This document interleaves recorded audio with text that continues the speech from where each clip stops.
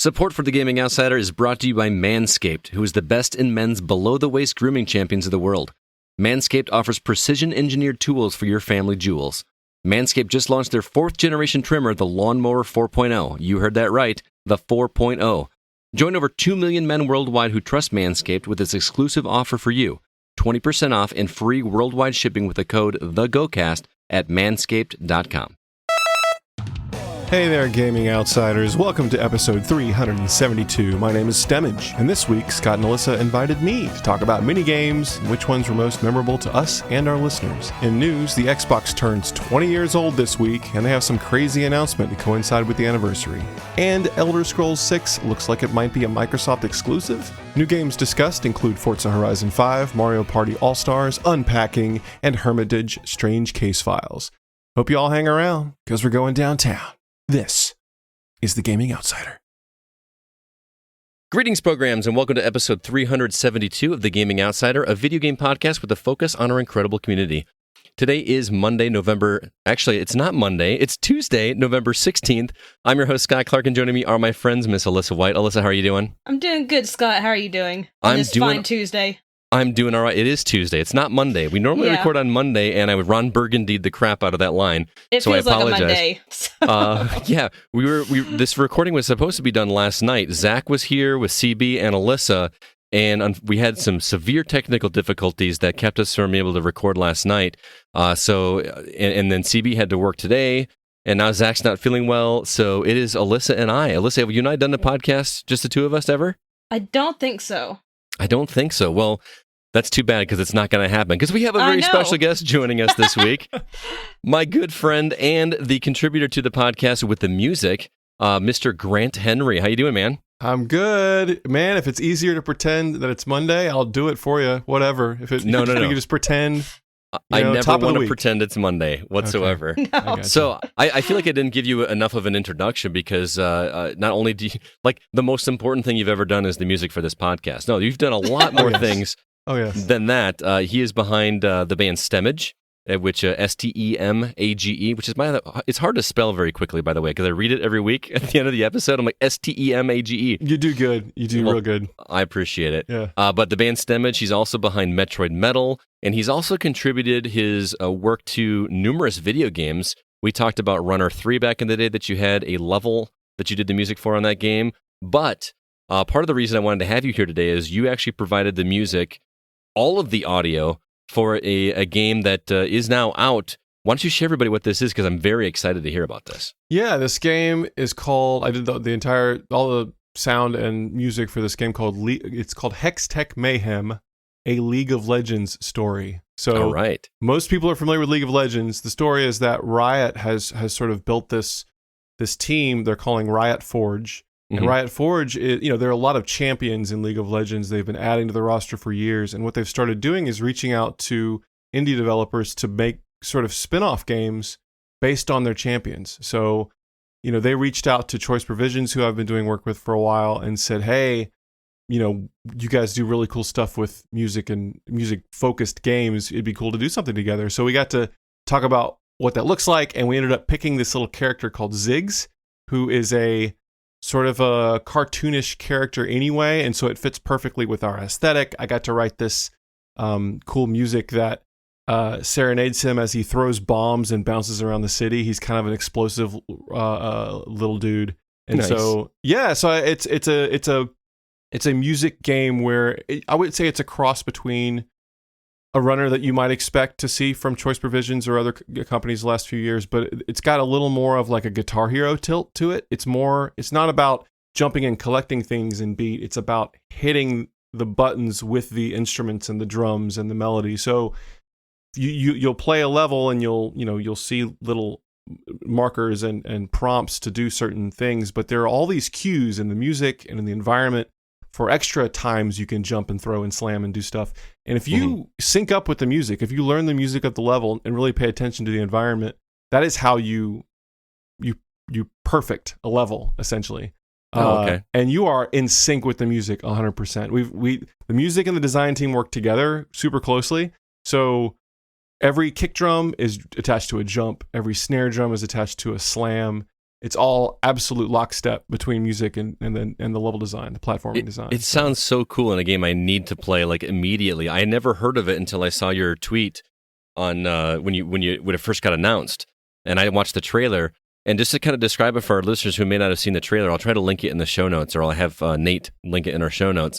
It's kind of a runner game, right? Like it looks like it runs from left to right, but there are arrows that point up that are different colors. Maybe you can explain this better than I can, but like, is it like whatever color arrow it is, it's a different instrument that you're hitting, like a snare or a... It's a different button. And so, for the most part, there are certain drum hits that are associated with the jumping and the slamming and the charging and all the different things he can do to maneuver around the environments.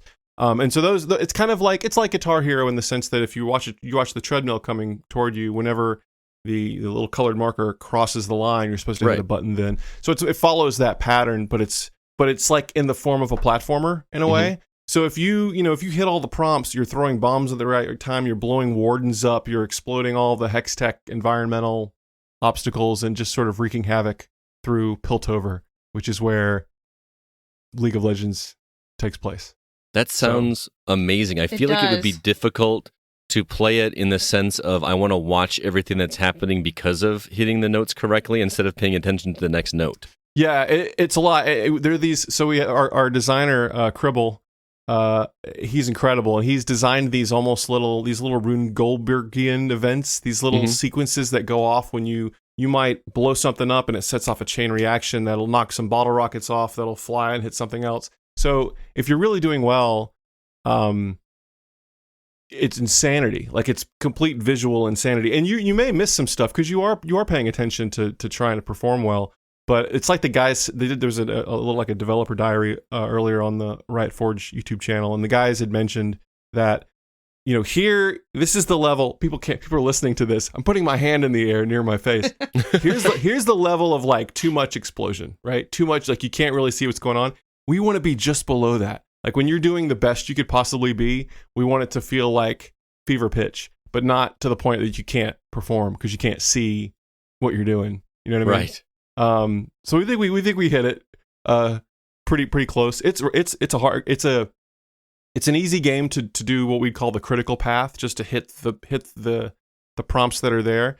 But if you really want to dig in and figure out where all the extra mayhem stuff is, it's neat because it can be a difficult game depending on how you want to play, but you don't have to adjust any difficulty sliders. That's really interesting. So, it just kind of happens organically. Yeah, it's a music game. And not everyone is into that. Like I actually watched this guy who normally does card games earlier on Twitch play it, and he got into the groove. It took him a little bit, and he didn't go too far into the game, but he got to the point where he wrapped his head around the rhythmic elements and got his head bobbing to kind of like lock into what you're supposed to do. So it was cool to see. And what platforms is this on? This is on PC and Switch right now, and then Netflix games. Netflix has a gaming service, which I don't know how much you guys have talked about that, but there's some info out there about that. Coming to that soon. So it'll be on phone, like on cell phone, mobile. Yeah. Yep. They have nice. they have like it's essentially it's a gaming service where if you have a Netflix subscription, you can play it from sort of a library of games. Okay, I think I want to play it on Switch. I'm actually going to be on a plane this weekend, so I think I'm too. Pick it up. I'm also going to play it on Switch because I haven't played it as much on that. I've been on the computer all the darn time, but I am going to see my family this weekend, so I'm going to load it up and pretend I've never seen it before, which is absolutely impossible, and try to play through it. Very cool. Can you give us the name one more time and also a price tag? Yes, it's Hextech Mayhem. Search for that, you'll find it. It's got the little League of Legends story tag at the end. And it is it's at hextechmayhem.com, and my soundtrack went live today, so you can listen to my whole, it's more than an hour of tunes from the game, and it's on all the streaming services like Spotify, Apple Music, and Apple Music's on there. So you can search for that or go to my website and it'll be linked from there, but check it out. It's fun and very strange. We got to inject a lot of our weirdness into it. I can't wait. What about you, Alyssa? Are you stoked? Oh, me? Yeah. Yeah, I am. I was like, are you talking to Grant? Oh, no. I'm stoked. It sounds really cool. I really like music games, and me too. This just sounds like it's going to be incredible to play. What's the price tag on it? Oh, it's $10. It's $9.99. $10? $10. Sold. Yeah. So, and there is and this is something I keep forgetting to say, but there's no repeat songs in the entire game. So you're never going to hear the same song. We're not just reusing old songs for new levels because the levels are designed for the songs. So we can't just repurpose the music. So I wrote a crap ton of music. Well, you sold at least one copy. I can't speak for Alyssa on the second, but I will definitely be picking this up. Cool. I will too. 2 copies. Nice. Very cool. Done. So, yeah. One last question. Do you have to have any prior knowledge of League of Legends? Because I've never played League of Legends. Absolutely not. There's a little cutscene. There's several cutscenes in the game, but it sort of sets up the little what you might call a conflict between these two weird characters. I think it's probably super cool if you do know the characters, but you don't need to know anything. All right, sounds good. Well, this is the part of the show where we usually talk about the games that we've been catching up on. It's been forever since you've been on the show, so I'm not expecting you to recap everything you've played since January. I don't even know. Have a whole list ready. Yeah, right.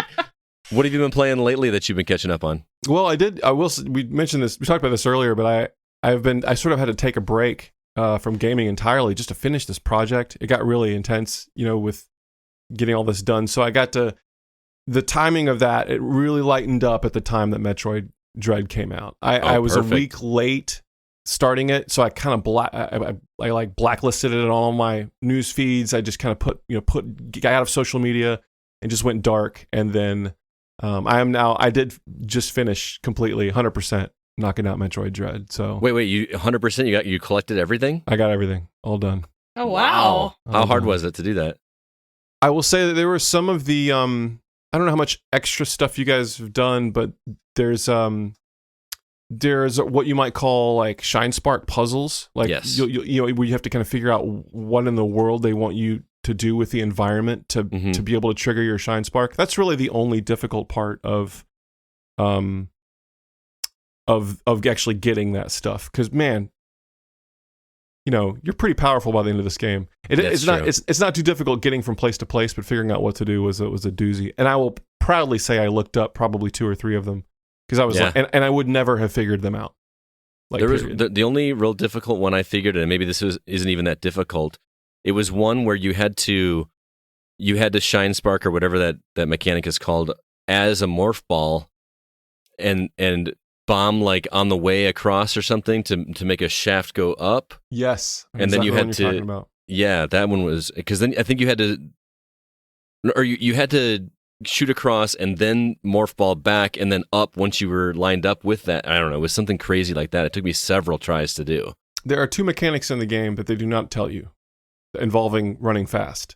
But they just don't tell you. I don't know if I maybe shouldn't say what they are, but they just don't tell you 2 things you're able to do in terms of how to maneuver while you're moving at high rates of speed. And that's the reason I never would have figured out the solution to these puzzles. So how did you like the game overall? Like, I loved it. I really liked it. I got a couple little qualms with I think some of the design decisions are weird. Like I tend to remember all of those ledges that I couldn't get as soon as I get the high jump boots, like, oh my gosh, okay, we have to go back right now. And I know I'm supposed to go to this new location, but I have to go back. And they would gate you pretty routinely. They would keep you from going back to earlier parts of the game, normally with lava flow doors, I guess. And that bummed me out. Like, I know it's a waste of time to run back through everything, but I want to learn these corridors, and I want to go hunting for upgrades. And so that was kind of strange. Other than that, Emmys were cool. No Especially complaints. since they let you mark your map to like remember something. Yeah. You think you should be just able to go do that. But the only other real nit I had with it, and I think I talked about this in my review, is some of the bosses towards the end got repetitive. Like, I felt you fought the same boss 2 or 3 times.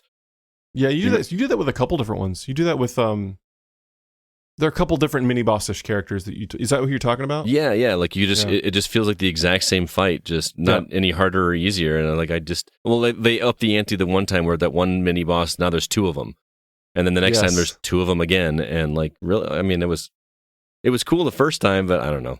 There's one other thing that I didn't that I was kind of bugged me, and that's the number of upgrades in this game is just incredible. Like you were getting something new all the time, way more than I feel like in any previous Metroid game. And by the end of this game, you are just incredible, like the abilities you have. But I don't feel like there are any puzzles or areas or bosses that take advantage of all of those things. I feel like just when you get used to doing one thing, you get something different and you've moved on. Mm-hmm. And I feel like there's sort of a wasted opportunity in maybe late game or post game to really stretch it out and be like I'm awesome, but you're going to have to be awesome if you're going to pull this kind of stuff off. It would have been been cool to see some more stuff like that, I think. I mean, that final boss was a doozy. Boy, oh boy. 3 stages. That the truth. And last thing I'll ask you about it, and we got to dance around this for spoiler reasons because I don't want to ruin it for anybody, but how did you feel about the ending? You know what I'm talking about. Did you like the way the story went and what you got to see? Or did you think that was a little crazy? Mouth agape. My wife was sleeping next to me, and it was all I had. I was punching the air. I was like, I just put the controller down and did the hands over the Stefan hands over the nose thing. I was just like, I could not believe what I was seeing.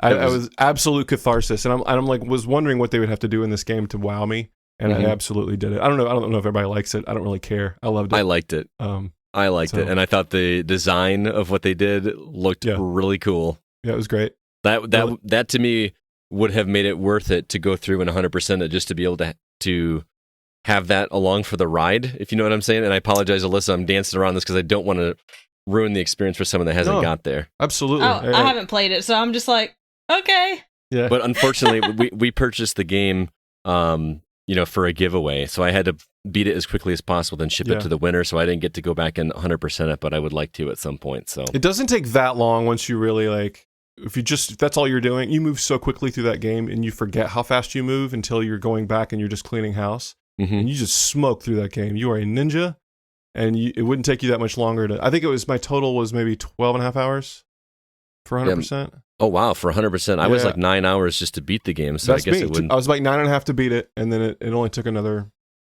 2 or 3 to finish up. So. Wow, that surprises me. I thought it would be a lot more difficult. I guess the map kind of marks it a little bit where stuff and you is. move quick. I mean, you are fast. Yeah. Yeah, you're smoking. Did you get the amiibos? No. I didn't either. I was always. I think those things would refill your missiles one time per day, or refill your energy one time per day, which it's a fun gimmick. But anyway, what else have you been catching up on besides Metroid? 2 other ones real quick. I had wanted to play more of this game Art of Rally, which is there's a car game called Absolute. Is it Absolute Drift or Zen of the one that kind of reminds me of RC Pro-Am. Yeah. Yes. Yeah. They made a rally game for rally dating from the 70s through now, and it's basically just sort of a minimalist car game, rally game with very realistic physics, but minimalist graphics. And it's not easy, but I really enjoyed playing that. It kind of goes through the history of all these cool rally cars, which I love. And they don't license them, so they just do facsimiles of them, right? They do their own versions of them and give them funny names, but you know exactly what they are. You know that's an Audi Quattro, even though it doesn't say that it's an Audi Quattro. Anyway, so that's a really fun one. It's on Game Pass. Nice. And then I did finally go back and play Lone Echo, which was PC VR. I have a Quest 2. After hearing Chris talk about it for so long, I got one. So big ups, Chris. But I did hook it up to the computer and play through. Played through most of Lone Echo. I didn't play Lone Echo. What was that? Is it the one that came with the gun on PSVR? No, or am I thinking of a different one? I think this is only PC. I'm not 100%. Okay. I don't want to say that if it's untrue, but it's basically just you are an android in zero grav space with your partner, who's a human, and you're doing tasks on this ship, and that lead to some things. But your maneuverability is the cool part, because you basically just use your arms to pull yourself around. You sort of grab and then let go, and you'll fly through zero G, and then grab, and you can kind of crawl along stuff and move things, and so it's sort of like a neat Ender's zero G Game. experiment. What's that? Like Ender's Game, basically. Yeah. Except they didn't do any. Except they don't do anything weird with pitch and yaw and stuff. You're not gonna get sick doing it. It's pretty. It's pretty easy on you. But it's really cool, and it's very well acted and well designed, and that's the other one that I'm. So you're playing that? You said it's PC only, or it's PC. No, you're playing on Oculus? I'm playing on Quest 2, but it's a PC game. They have a thing called AirLink where you can play Steam games wirelessly to the Quest. So nice. Yeah. Very cool. Well, dude, I'm so glad I got to talk to you shortly after you finished Metroid. That was so long, I know, but we have a Metroid history, so this was good. We got to chat. chat Troy. It was good. So. I've got your CD right up here, by the way, that you signed for me when I met you in Minneapolis. Oh, that's awesome. That was a fun moment for me, man. I'm not gonna lie. I got to meet you in person for the first time after 20 years? Oh, I know. I think we've been. I know. Yeah, geez, 20 years. I'd love to go back to that event, and I really want to go to Midwest Gaming Classic, but it wasn't going to work. But I'm hoping next year I can go to Midwest. Well, there's another one coming up, isn't there? Because they just had one in Milwaukee recently, but they're doing a second one in the spring. Oh, are they? Maybe I'll do that. But CB said that the prices were ridiculous. He said it was. He took my list with him, and he said everything was really overpriced. Yet he came back with a truckload of stuff. So I don't get it. Of course, yeah, of course. Well, anyway, thanks so much for sharing. We'll get to the newer games you've been talking about shortly, but let's take a break and jump into the week's news.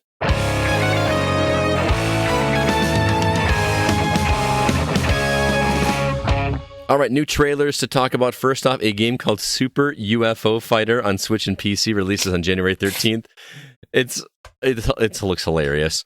Halo Infinite, we got our first hands-on preview, which is coming out December 8th on Xbox Series X and PC, but you may get a chance to play that early. Actually, you can play it early. We'll talk about that shortly at the Xbox announcement.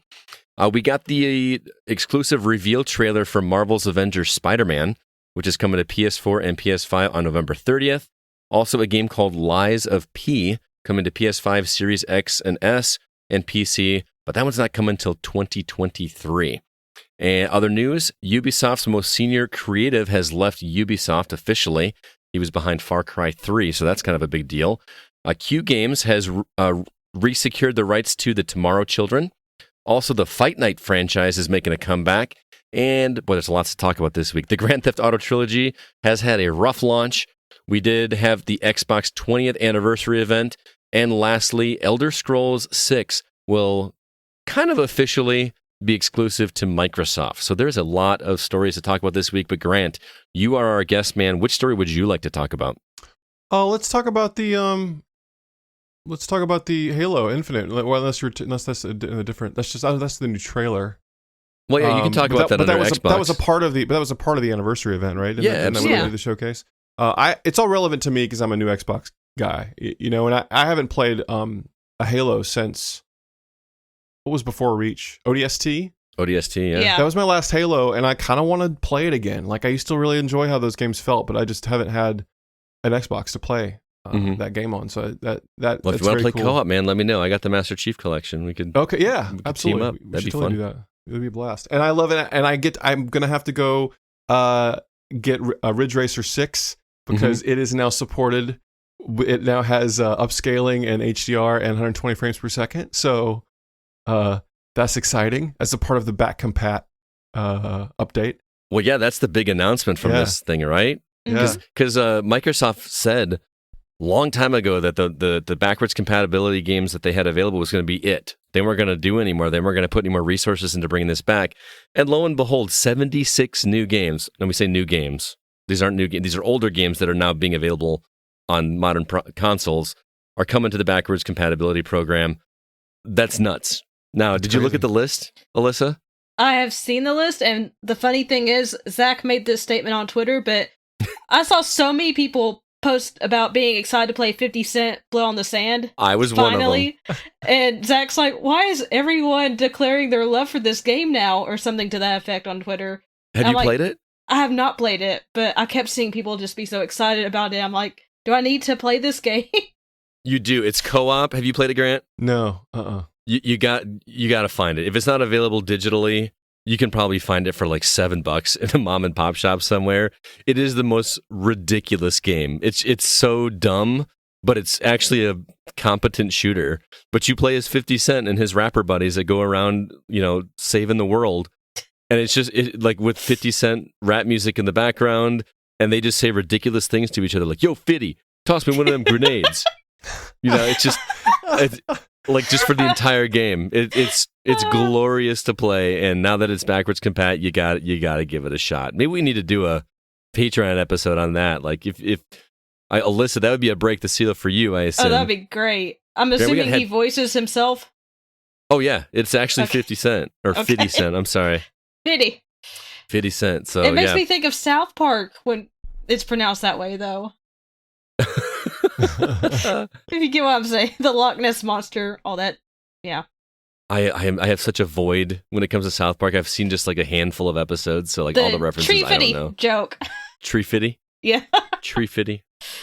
What about you, Grant? Did anything else on that list stand out to you? Like you got to play it? Oh, the back compat list? Yeah. Oh gosh, I just looked through the whole entire thing yesterday. I'm trying to remember. I mentioned the Ridge Racer 6 and 7 are there, which is cool. Some of the Fear games I always wanted to try, but in all of them, there's a ton of them. It's like there's more Fear games than I realized. Yeah, I think there's 3, isn't it? Or there's 4 on that list, but I did not realize the 4th one existed. Again, me either. Yeah, it's called Fear Files. And I'm gotcha. Like, what? When did this come out? Yeah, I've also missed the Fear games. Weren't they originally just PC? They were at first. I think first one might have come to PS3 or something like that. And then by the time they ported it, I just kind of got lost in the shuffle. I would love to go back and revisit those. Yeah, same for me with Max Payne.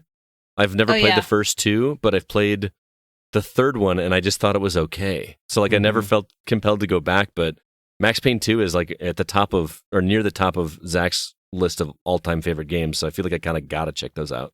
Yeah, I would like to play. I would like to go back and touch Time Splitters 2 and Time Splitters Future Perfect again, because I was big into those games in college. But I don't even know how to get those. Like, you can't just purchase those from the Xbox store, can you? I'm not sure. That's one thing I'm not clear on from this event, is that these games are available digitally or if you have to get a physical copy. Because those are Xbox games. Those are original Xbox games. Oh, so are they really? Yeah. A lot of this stuff is. I mean, that was that's what Ridge Racer. No, Ridge Racer was 6 was 360. I'm wrong. Well, I know you can buy some of them digitally, because I bought Crimson Skies. I bought that digitally. Oh wow, that was a launch. That was like an OG Xbox game. So it was like $5 or whatever. So I know that they do have some of them available, but I can't speak to whether or not they're all available. We're going to find out. Another game on that list, the original Nier, which again, Zach's very excited about on Twitter. Mm-hmm. I am too, because it has Papa Nier in it. He is not in the Nier, is it Reincarnation? There have been 2 Nier. Near reincarnate.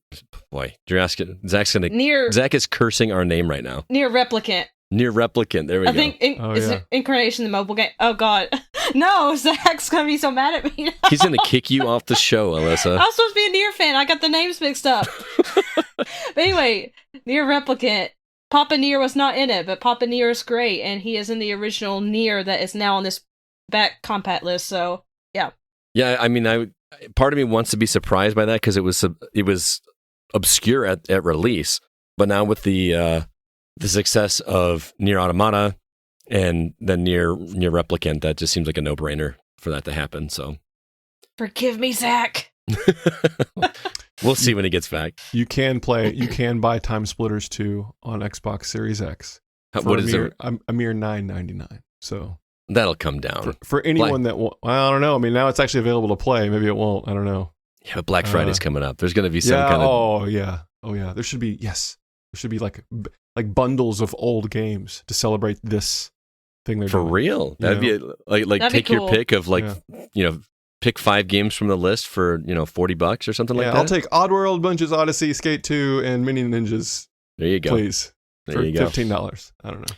There was more from this event, though. Power On, The Story of Xbox is a documentary series that begins streaming on December 13th. That would be a 6-part documentary. I'm okay with that. I mean, we kind of just glossed over this 20th anniversary event. Xbox came out 20 years ago this week. That's crazy. That's just insane to me. Xbox was like the new hotness. You remember that? Oh, yeah.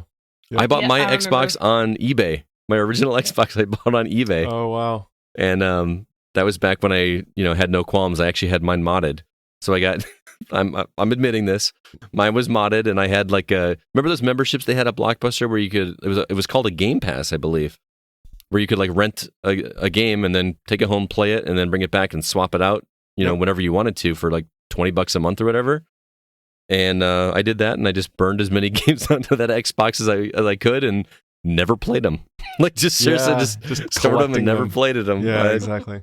Yeah, kind of crazy. But and then lastly, this is the news we kind of briefly alluded to when we talked about the Halo Infinite trailer, which the game isn't coming out till December, but they just decided to kind of shadow launch the multiplayer. So the multiplayer is available to play right now.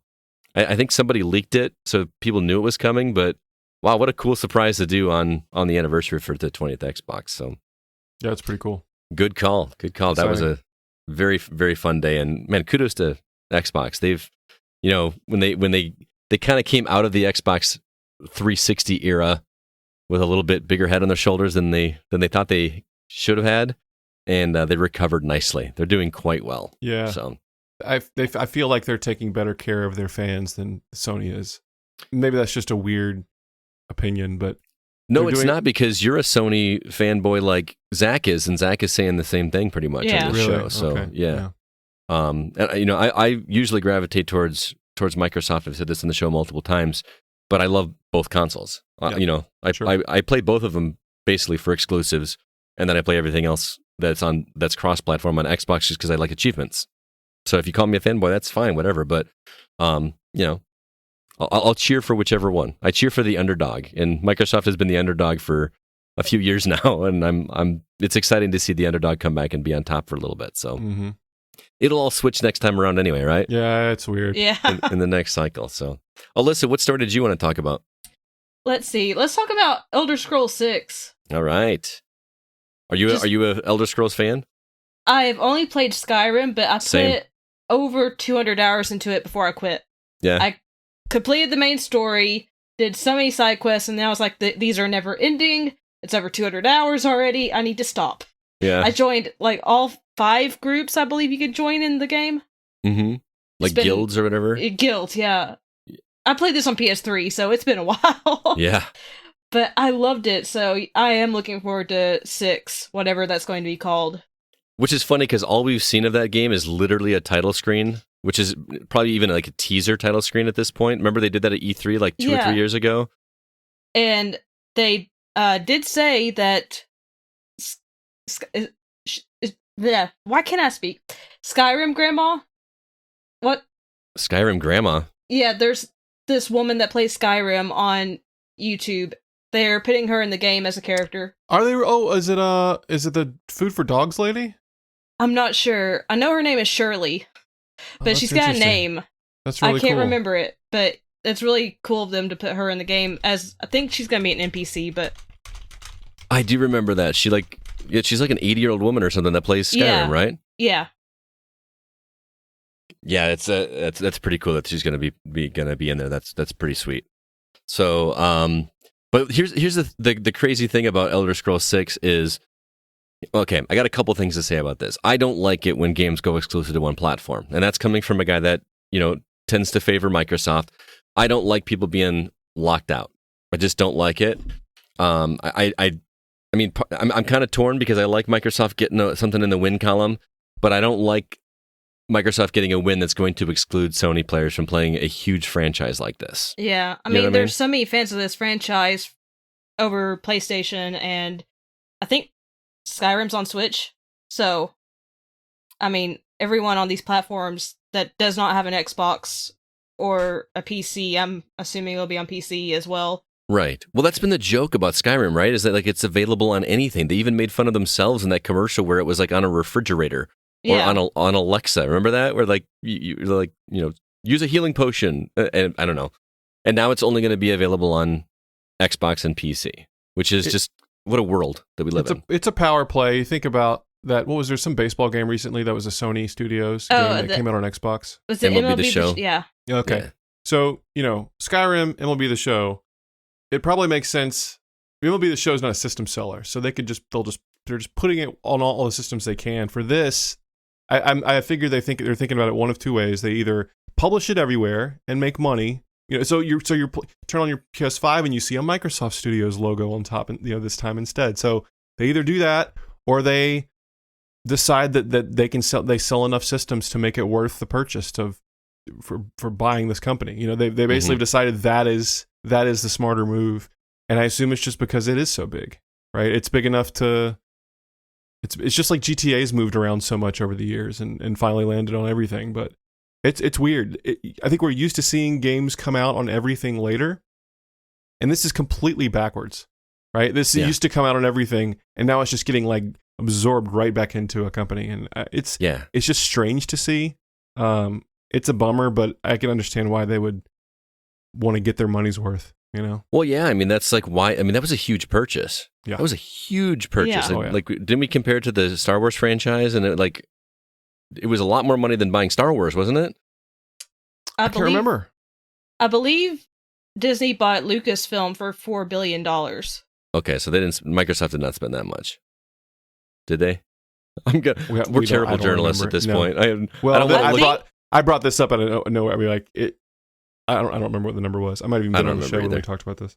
Someone's yelling at us right now. They know the number and they're like, "You're idiots." But you think about it, they bought all these franchises and they put them all on Game Pass, and you know, like it's a Microsoft studio now. So I guess this makes sense. It's just kind of a bummer for a lot of people. I think it'd be a lot easier if you could actually get an Xbox.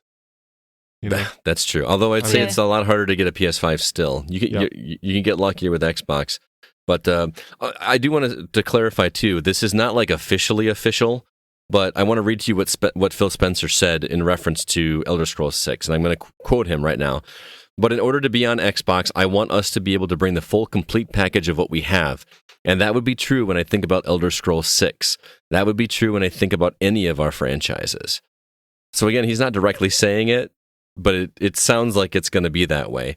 He goes on to say, if you're an Xbox customer, the thing I want you to know is that this is about delivering great exclusive games for you that ship on platforms where Game Pass exists. That's a key point right there, by the way, where Game Pass exists. Spencer said that's our goal. That's why we're doing this. That's the root of this partnership that we're building. So there's a couple things to unpack there. Again, he didn't outright say, "Hey, it's going to be an exclusive," but that sounds like it's going to be an exclusive. Like it's if you're going to draw conclusions, right? Or it'll be an exclusive to where Game Pass exists, which may or may not include other Switch. Platforms that aren't. Yes, exactly. That aren't the PS5, right? We know it's So I don't know. Could you imagine? Again, I don't like to make fanboys mad. I mean, part of me does, but part of me doesn't. You know what I'm saying? Could you imagine Skyrim being available on Switch before it's available on PlayStation? Like, there would just be a riot almost. I don't know. That would be amazing. Like, think about, what they shouldn't, look, I'm no businessman. I'm no businessman, but put Game Pass on Switch. I buy your Xbox, Scott. I buy it. Microsoft sees none of that money, right? But they get the $15 out of me for Game Pass. I already have a Switch. They get the $15 out of me for Game Pass. There's no difference. Right? Yep. I don't know. It's true. I don't know. The whole thing is super exciting to me. And the possibility, because wasn't there like one of those video Zoom calls that Spencer was doing, and there was a Switch like on the shelf behind him in the Zoom call? Yeah. Oh, it was. Wasn't it the I can't remember. Maybe I'm thinking of the original Xbox launch where they had the S in the background. The S. There was an S in the background on the bookshelf. There was an S in the background before they announced what it looked like, because it was so tiny and white, nobody knew. Anyway, I don't know. Oh, you mean there was an Xbox? I thought you meant there was like an actual letter S. Oh, no, it was like on the bookshelf or whatever. White, yeah, there was a white Xbox like in the right. Anyway, and everybody thought it was just like, because they had the white Xboxes, the Slims, weren't they? The Xbox One Slims were like white, so it kind of looked like that, but just with a black circle on it, and so they were showing it to everybody without telling everybody they were showing it. So nobody knew. Cool, man. You guys took the top two stories I was interested in talking about, but let's see. Here's the weird. I'm going to talk about this story, which is funny because I've never played this series before. But the idea that the Fight Night franchise could be making a comeback is exciting because I've never played it, but I hear people talk so highly about that. And I'm not a huge sports guy, but what they do with that game in terms of using the sticks for doing right hooks and like you're not pressing buttons, you're actually using the two joysticks to use your left and right arms. That concept always sounded cool to me. I just never got around to playing it. So it's been 10 years since the last game came out in the series, which was Fight Night Round 3. Is that right? Fight Night Round 3 was the last one? I'm not sure.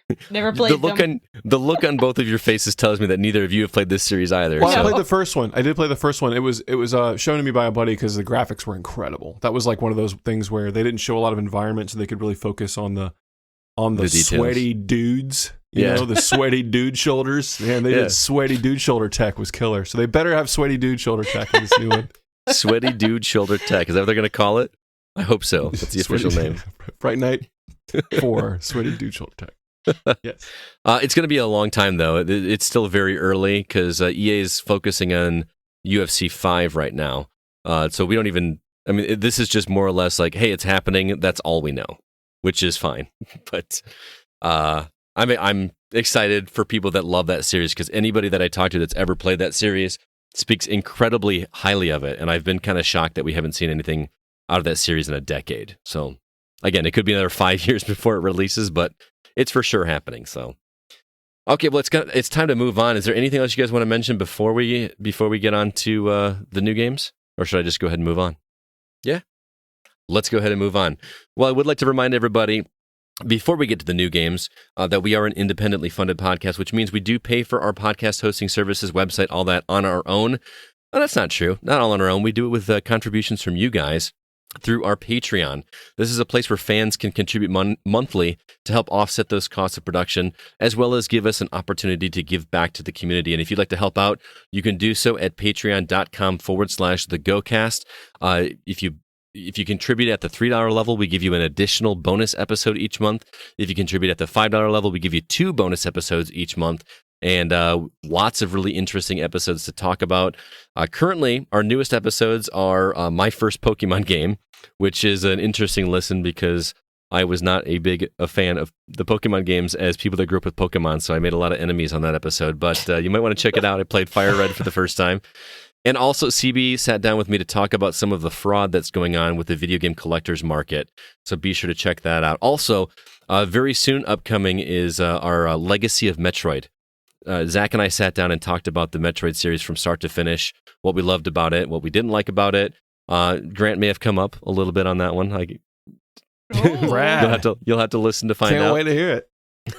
Also, we've got a Retro Outsider episode where CB and I sat down and played several Indiana Jones games.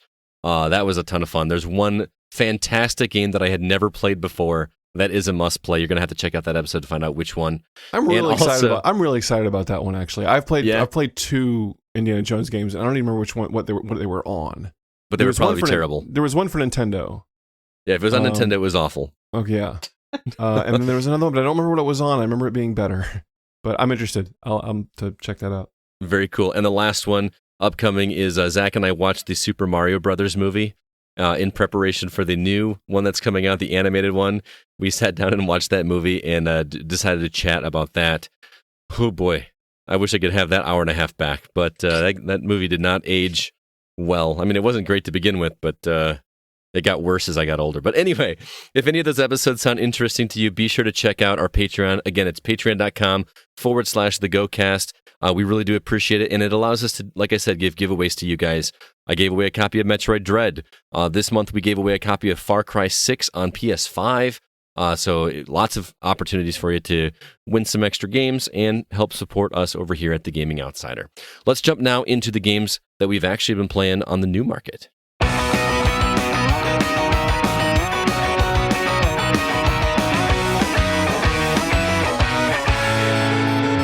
All right, this is the part where Zach usually reads these new titles, but I'm going to run down them really quick. This is what's coming out this week.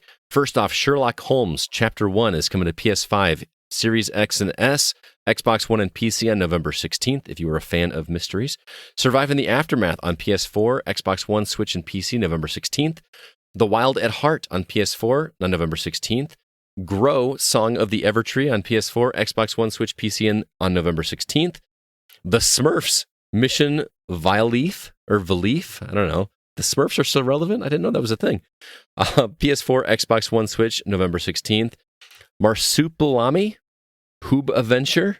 I hope I'm pronouncing that correctly. PS4, Xbox One, Switch, PC, November 16th. Hextech Mayhem, a League of Legends story, Switch and PC on November 16th. Today is the 16th, so that's available today officially. That's today. Yeah. Ladies and gentlemen. Nice. Final Fantasy VII, The First Soldier on iOS and Android, November 17th. Clang 2, PS5, PS4, Series X and Xbox One and Switch on November 17th. Blood Rain Revamped and Blood Rain 2 Revamped, both hitting PS4, Xbox One and Switch on November 18th. Epic Chef on PS4, Xbox One, Switch, and PC, November 18th. I'm not certain, but I believe that is like a Overcooked style of game, if I remember correctly. Undungeon on Series X and S, Xbox One and PC, November 18th. Battlefield 2042, PS5, PS4, Series X and S, Xbox One and PC, November 19th. Nerf Legends, PS5, PS4, Series X and S, Xbox One, Switch and PC, November 19th. Pokemon Brilliant Diamond and Pokemon Shining Pearl, both on Switch, both releasing on November 19th. Grant, any of those titles you plan on picking up this week? This week? I mean, other than Smurfs, because I pre-ordered that last year. I don't know. I don't know. I think I may just be sticking with I would like to try Battlefield at some point, but I don't know if I'll be picking it up this week. I've heard it's had a rough launch. Yeah, it's having a rough launch. It's too bad. I feel like it was time for it to come back. But I'm definitely going to be playing Hextech Mayhem. Yeah, me too. And then probably just continuing to play my Forza for now. All right, Alyssa, what about you? Definitely Hextech Mayhem. After hearing Grant talk about it, it sounds amazing. And I'm very intrigued by Blood Rain 1 and 2 revamped because I love those games when they came out. Don't know if they still hold up, but I'd like to check those out at some point in the future. Now and the Pokemon games. To me. Because I did play these games when they were originally on Game Boy Color? Game Boy Color? DS. DS. One of those. I am so sorry, every Pokemon fan. I should know better. But there have been so many games that they just kind of get mixed up in my brain now. But definitely want to play those at some point too. Not buying them this week, but in the future. All those games. Unfortunately, Nintendo games don't go on sale often. So no, they do not. Which is unfortunate, but yeah, for me, Hextech Mayhem, I'm definitely picking up for this plane ride. I'm going to play that for sure. I'm like Alyssa, Blood Rain and Blood Rain 2 I'm interested in, but I don't know if I'm going to pick it up right at launch. But Final Fantasy VII, The First Soldier on iOS, I don't know the price on that, but I may have to check that out. That's like a weird remake of Final Fantasy VII, right? Or is it a brand new game? I can't remember. Either way, I'm not sure. You sold me with Final Fantasy VII. I like the music in that game, everything just is. I got to try it, see what it is.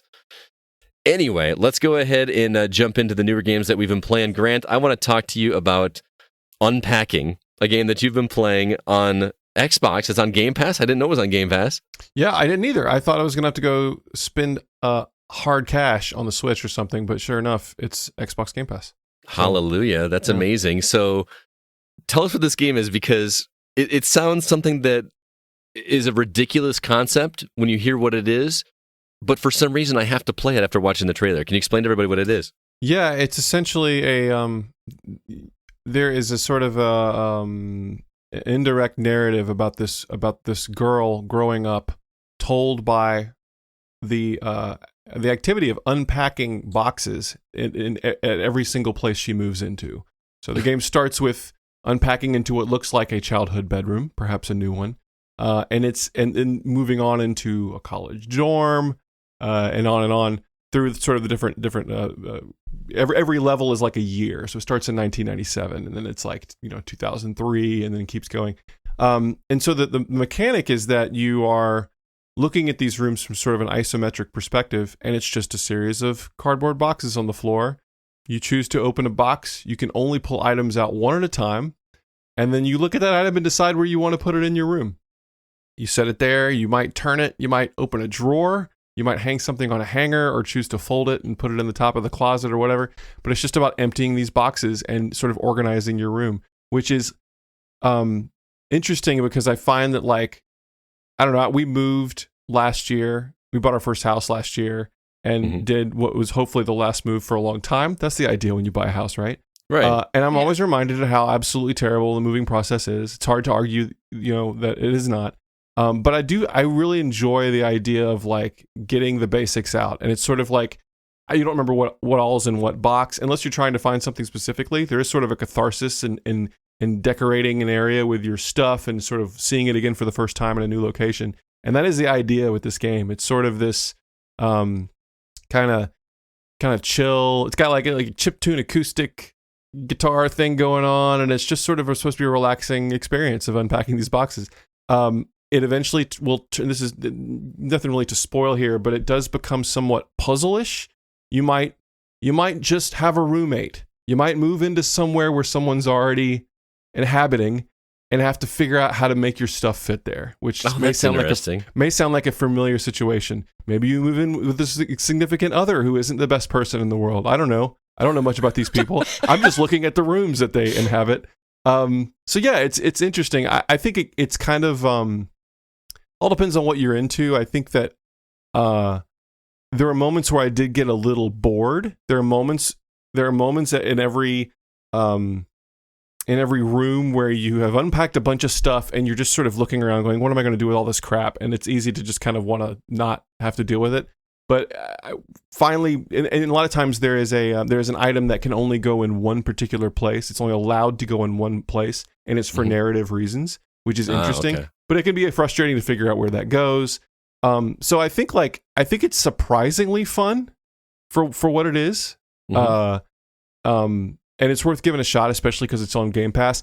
Everything that I told you is exactly what the game is. So you're just like, you can see that the next place you moved into has 3 rooms with more boxes, and you're just like, wow, this is going to be a doozy. It's a lot of unpacking, but it is also super cool, and it's very unique. And it's interesting to me that the older I get, games that do chores that I hate doing in real life are relaxing to do in a video game. I don't know if you listened to the episode where I talked about Lawn Mowing Simulator, which is one of the most... I know, Alyssa's laughing at me. It was a funny episode. I'm just remembering it.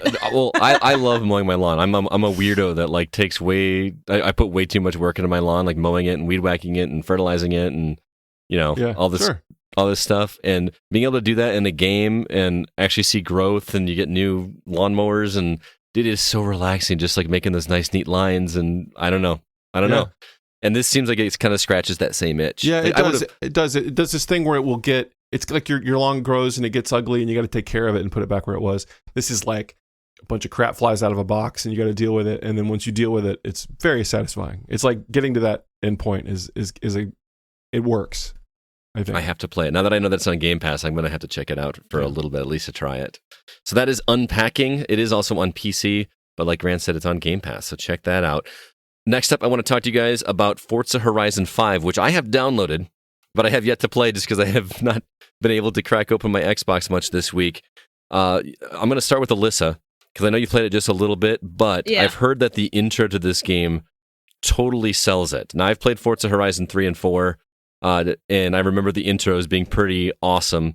How does the intro sell, and did it work on you?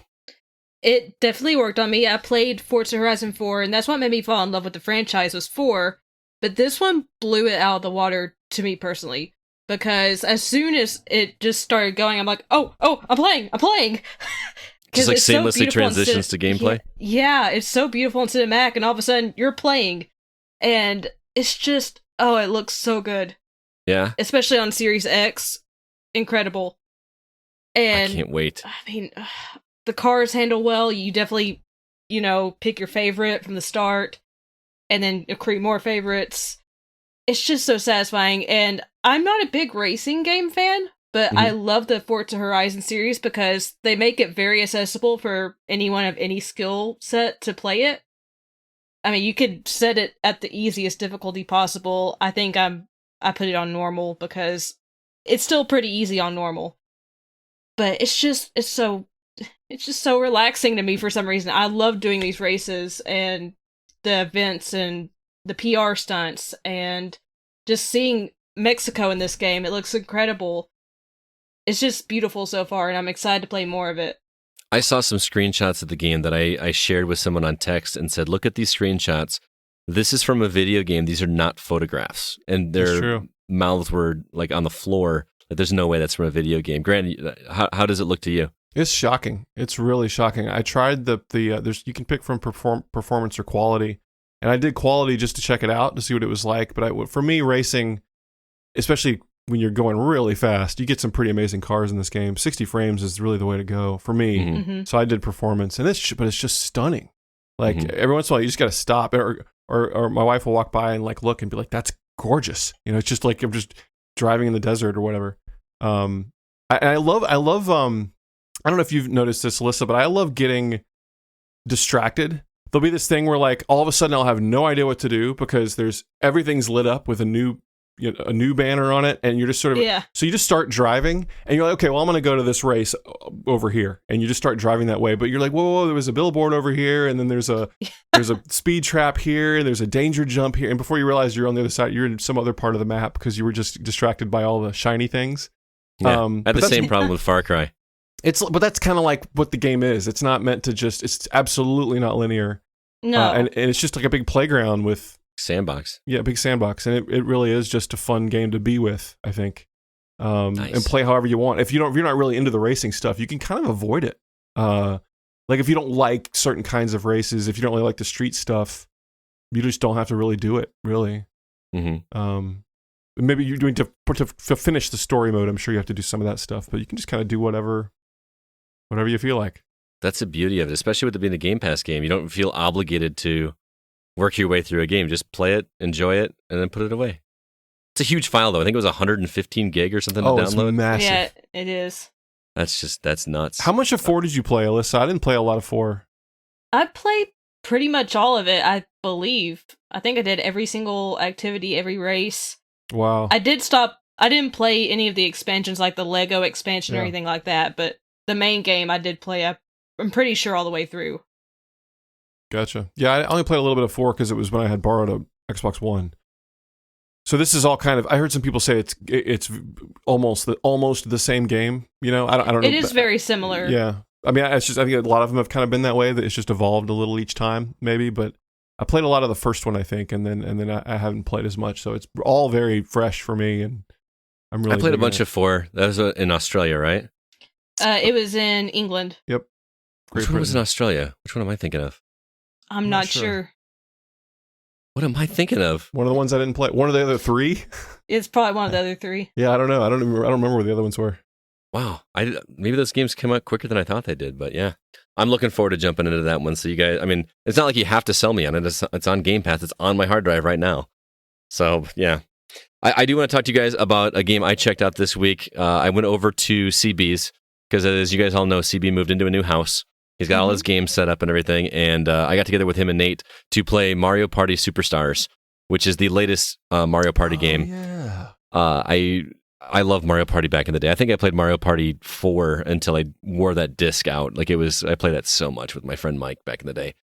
But Mario Party Superstars is the first one I've played. I think I played a little bit of 10, but I just kind of missed 5 or 6 through 9. Never even touched them.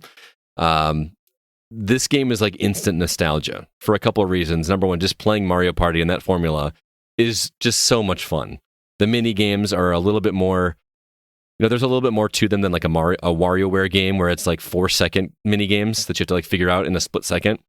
You get a little practice run to do these fun little mini games, but it's like a board game. Yeah, if you played Mario Party, you know what I'm talking about. But the really cool thing is that they actually bring back some of the original maps from the early Mario Party games. Like Mario Party 1, Mario Party 2. I think there's a Mario Party 4 ones on there too. And what's really cool is they'll show the board, and this board looks gorgeous. It looks a little bit familiar because you've played it before, but then they'll do an overlay on it that shows you what the board looked like on the Nintendo 64 or the GameCube back in the day, so that you can kind of compare what it looks like now. Remember how they used to do that with the Monkey Island games? When they redid the Monkey Island games and you could press a button and go back and see what they look like back in the day? Yeah. It's almost like that, but instead of letting you do it on the fly, they just do it at the beginning of it to be this is what it used to look like. And I'm like, wow, that's what that game looked like? I remember it looking a lot cooler back when I was a kid. Your mind's eye, yeah. But they've added some quality of life stuff in here too. There's actually a mode where you can play just the mini games. So the 3 of us were playing the mini games, and it basically keeps track of who wins each mini game. So you've got a running tally to see who wins the most rounds of mini games, which is really fun. I learned a lot about CB and Nate in that they don't like sports games like Madden, NBA, 2K, whatever. They don't like those sports games at all, but they love sports games in mini games. We played the football one and the basketball one and the volleyball one more than any others, just over and over, because it was just really, really fun. The only downside I had to this was this game begs to be played with 4 people, and we only had 3. Because if you do 3, then you have to have a computer play the 4th player, which is never fun. Because if you have a 2-on-2 matchup, then everybody has to play with, somebody has to play with the computer, which is never. Yeah, it's like going to the theme park with an odd number of people. It's just a bad idea. Yeah. But I am planning to play some more of that. I really want to. Here's the thing: is I think it's really cool. The $60 price tag is definitely worth the work that people have put into this, like touching it up and adding all this quality of life stuff. I just don't want to pay $60 for it. You know what I mean? Because sure. I want to get it to play with my students. Like they would have a lot of fun with this playing in the classroom. But I just don't feel like I would get $60 worth of play out of it. And I don't know, it sounds like a crappy thing to say in today's day and age, but I don't know. Maybe I'll pick it up someday, but it's just so cool going back to some of those maps that you've played before. Even some of the mini games felt familiar. Like, have you guys ever played the Mario Party games? I have not.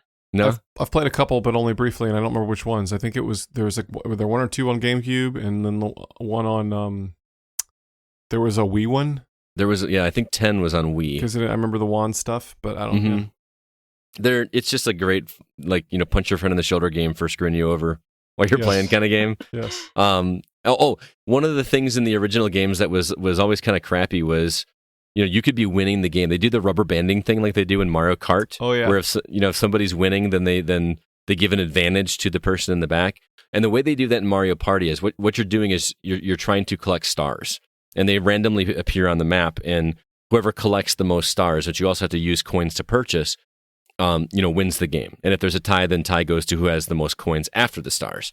So what they do in the original Mario Party games is after the game is over, somebody's in the lead, and all of a sudden, Toad will come in and say, oh, well, we've got some special stars that we're going to award to somebody for random things like who won the most mini games, or who has exactly 99 coins, or something really dumb like that like all of a sudden the person that was in last place has a chance. Which I get it. If you're playing with kids and stuff, you want to kind of handicap it a little bit. Sure. But they have the option to turn that off. So you can just make it a straight game. You can turn off the blue shells. You can turn off the blue shells basically. That's crazy. Which is kind of cool. Plus, there's also a way that you can actually do it at the start handicap. So like if you're playing with a young child, you can give them 1, 2, or 3 stars to start the game to kind of make you come from behind, which is kind of fun. Interesting. So just like little fun stuff like that make the game more accessible, more fun to go. So Mario Party, Superstars, had a blast with it, drinking some beer with CB and Nate, and look forward to doing that more again, but hopefully with 4 people, because that just is going to be played with 4 people. All right. Grant, I'm going to let you take over and ask Alyssa about this next game. Yeah, I haven't seen any more than a trailer, but you're playing, is it Hermitage Strange Case Files? I believe that's how you pronounce it, am okay? Yeah. Yeah, you're doing great. So I am playing it, and I'm only halfway through, but I'm already about 11 hours into this game. So it's lengthy, but it is a visual novel, which I'm a fan of. But you also have detective abilities in this game, where you have to find clues, put them together, and solve each case file with these clues. And if you mess up the clues, you get a bad ending, but you can luckily go back to the previous save and try again. But it's very influenced by H.P. Lovecraft, and I really dig it. I can see a lot of people having issues with this game just because it is very dialogue heavy, even for a visual novel, and it's very complex. And even I can't pronounce some of the creature names. Oh, so there's no voice for it? This thing. Interesting. That's like a lot of that's like the H.P. Lovecraft way, like the whole Eldritch stuff. You're not supposed to be able to say the names, so it's working, I guess. It reminds me of this game that I played on. There was a game for DS called Hotel Dusk. Yes. Yeah. That I played that. It has this. It's really cool. Very long. Very deliberate. Very cool. Maybe it had some puzzly stuff in there. I'm not sure, but the visuals of this really reminded me of that. It's like a combination of the painted and the flat shade stuff. It is. Yeah. I can't. The trailer I saw had a lot of Japanese in it. And I wasn't sure what kind of menus and stuff I was looking at. But are there puzzles in here, or is it mostly just steering the conversation, or what is it? What's like is there any mechanics other than conversation? The only mechanic you really have besides clicking the button to progress the conversation is selecting clues out of a list. You have to select 3 clues each time for this one certain problem, and you have to pay attention to every single conversation you have, because the smallest detail will be in the clues, and you'll be like, why did I get wrong? And it's like, oh yeah, I forgot that it was the color yellow or something. So you have to pay a lot of attention, but that's the only thing you do other than progress the story is select which clue you think is right for that specific moment. Other than that, you're just reading. Are you enjoying it? I like it so far. It is very dark. It's pretty violent and gory. Oh, so, wow. I was wondering. It's listed as a paranormal horror game, and if some of the stills in the trailer were like, this could be interesting. I didn't know how scary or weird it got. I don't get scared easily, but there are certain scenarios where a creature will appear out of nowhere, and I'm playing it on Switch in handheld mode, and this game will make your Switch rumble like crazy when the scary moment happens. I'm like, oh, that scares me more than the game itself. But I mean, I would definitely say not for kids, and I don't know if this is scary for people that aren't as into horror as I am, but it does get very bloody and violent and disturbing. So keep that in mind. It's not for everyone. Gotcha. Interesting. I'm trying to figure out who made this. It's Giku? Giku, okay. Gotcha. All right. That is Hermitage Strange Case Files. You said you're playing that on Switch, correct? I am. All right. Sounds interesting. That's definitely your kind of game. You are a visual novel aficionado here for sure. So, well, thanks, guys, for reviewing those games. I do appreciate it. I definitely want to check out Forza. Before we head on to our topic of the week, I want to remind everybody about our social media outlets. First off, Facebook on facebook.com/groups/the GoCast. We've got a new member over there by the name of Regan Welty. So welcome to the group. Hope you're enjoying the conversations and the community. We got an awesome community over there. Also, our Discord server is live, and the link for that is in the show notes. No new members over there this week, but we're always looking for new people. Please be sure to check that out. Also, we do hope that you guys drop us a review on whatever podcast app you use, whether that be Apple Podcasts or Stitcher or Google Play Music. The more reviews we get on there, the more people get to listen to the show, and we obviously would like to get more subscribers whenever possible. And lastly, our written reviews. We've got available on our website, which is thegamingoutsider.com. You can also find all of our episodes on there, any editorials that we do. Zach's actually better about that than I am, but they are on the site available for you. And I actually had a little bit of catch up to do this week, so you can find my reviews, which Alyssa can attest to because she actually creates all the posts, all these posts on the website. My review for Spincraft is finally available on the website, as is my review for Hoa, which was described as a warm bubble bath for your brain, not by me, but by somebody else, and I could not think of a better description for that game. And it's going to be, I think today is on sale on Steam for 50% off. So check out that review if you like that game. It's short, it's sweet, not difficult, but it is a relaxation game for sure. Also, my review of Jackbox Party Pack 8, which I played on Xbox, is available on the show, as well as Influent, a little language learning app that I picked up on iOS. So be sure to check out thegamingoutsider.com.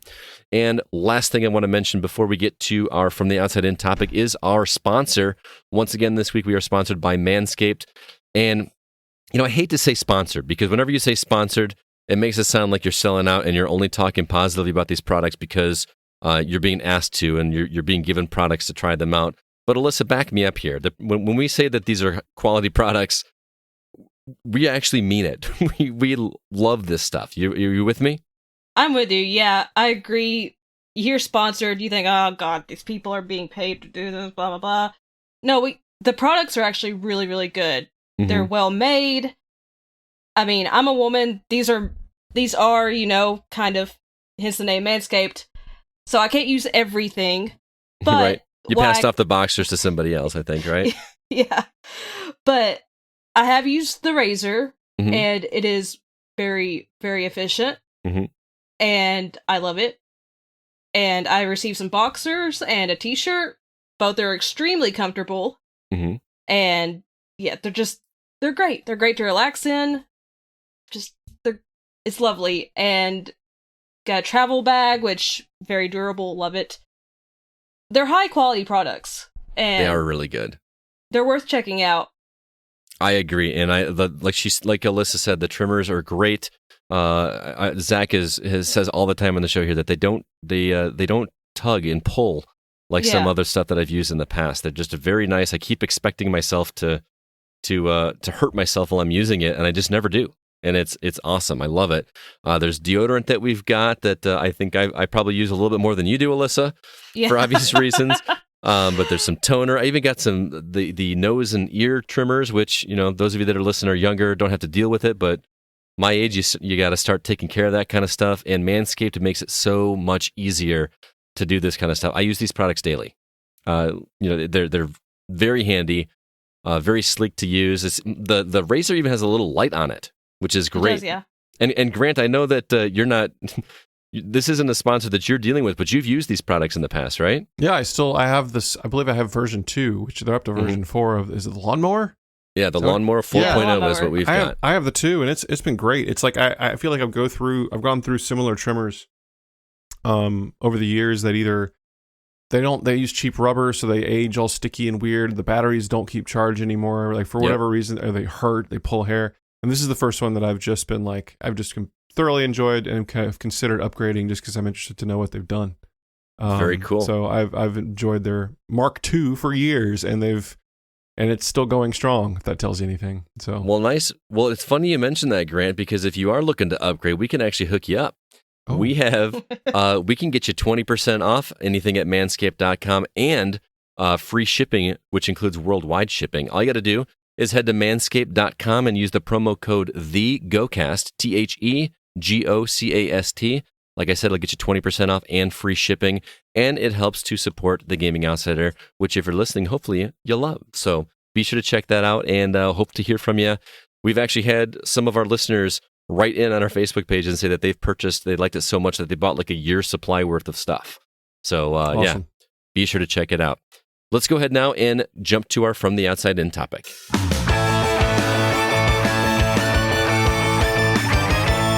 So I checked out Mario Party All-Stars this week, and it seemed like a perfect opportunity to talk about mini games. You know what I'm talking about, those games within a game that aren't necessarily the main focus of the game, but offer a brief distraction from the main storyline in some of those huge RPGs. Mini games sometimes are puzzle-based, sometimes arcade-based. Others even find ways to expand the main story a little bit. But before we get into specifics about some of these mini games, I want to talk to you two about how you feel about them.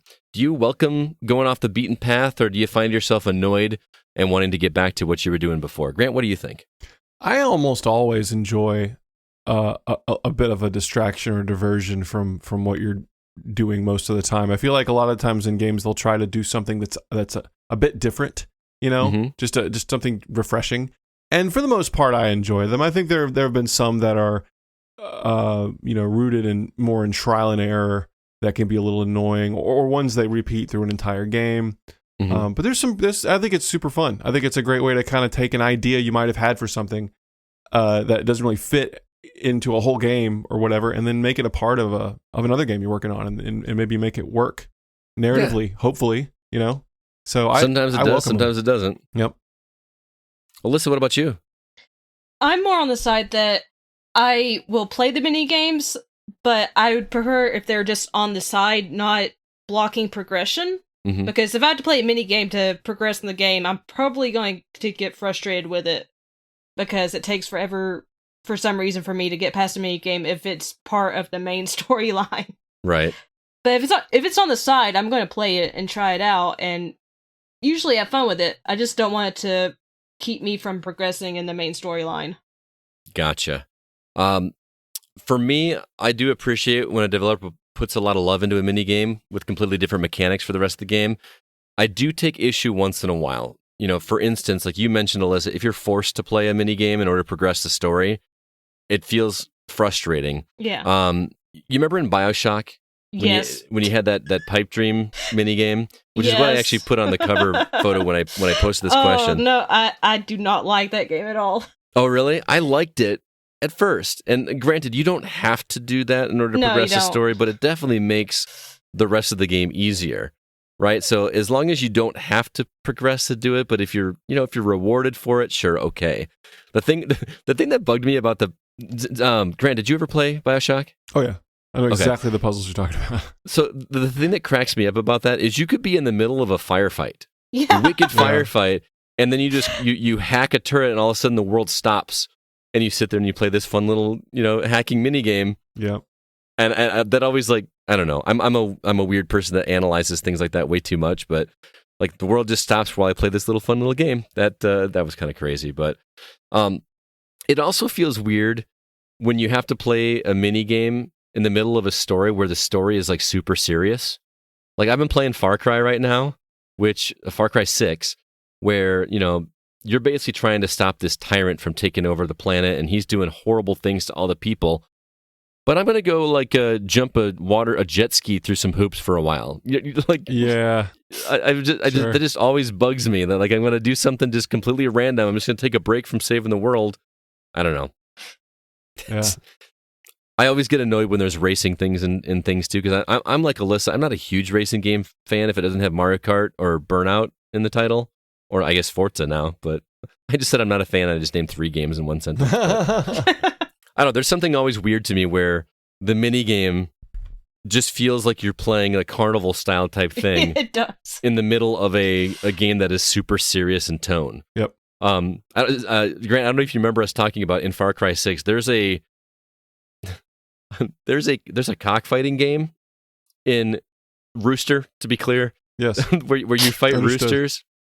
And it's a straight up like Street Fighter style game that's built into this, where like you actually like play and you're fighting against other chickens. It's done in the most ridiculous way. There's a roster that you go through and you select which chicken you want to fight as. Oh my gosh, really? And then like you have moves that you do. There's like Hadokens and stuff. It's just crazy. And it's just built there in the middle of the game. I'm surprised. I think CB was the one that said he's surprised that like PETA is not like all over this, because it's like, it's pretty brutal. But wow, yeah. Again, you're trying to save this land like from a tyrant, but we're gonna have a little, rooster fighting contest. I don't know. I like the fact that they put time into it. At least they were. I mean, they must know how absurd it is. Isn't that the Well, it's Far Cry. I don't know if you've played Far Cry games before. They're not quite Just Cause, but they're getting pretty close. Yeah, right. You know what I mean? Yes. They're towing the line a little bit. So I don't know. It just strikes me as funny, and you could completely never experience it. You don't have to like do that at all. You just have in order to play it, you have to find it, come across it, and then actually play the game. You have to even like go find a chicken first before you can even play it. So you actually have to put in a little work, not much, it's very minimal, to actually play this mini game, but you could completely never even touch that. And somebody put a lot of hours into making. Oh yeah, they did. You know what I mean? Someone put some serious time into that. It's crazy to me. Chicken fighter. What are chick fighter? They're not baby chickens. They're So what are some of your most memorable mini games that you've experienced over the years? Alyssa, let's start with you. I definitely loved it, and I've only played one Yakuza game. I need to play the rest because I really loved Yakuza 0. But playing karaoke in that game is so much fun. Karaoke? Is it like a DDR only on the screen?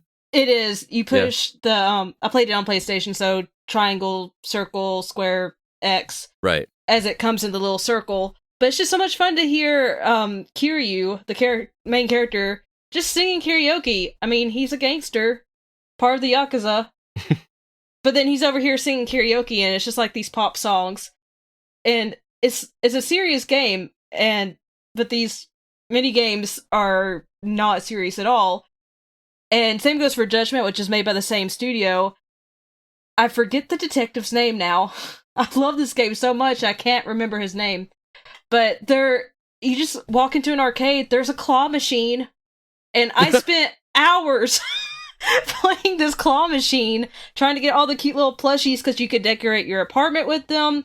If you're dating girls in the game, they'll want a specific one, and you're like, I'll get you that. I'll get it for you. Don't care how long it takes. It's just, I don't know why I loved it so much.